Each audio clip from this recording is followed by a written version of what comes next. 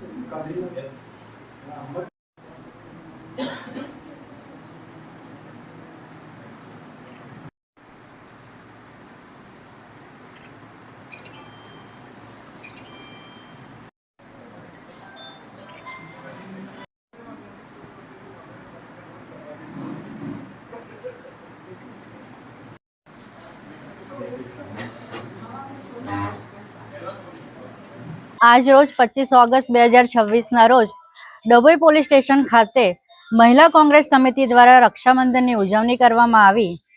જ્યારે પોલીસ ભાઈઓ 24 કલાક આપની સુરક્ષામાં હોય તેવા તમામ ભાઈઓને રાખડી બાંધીને ખૂબ આનંદ થયો।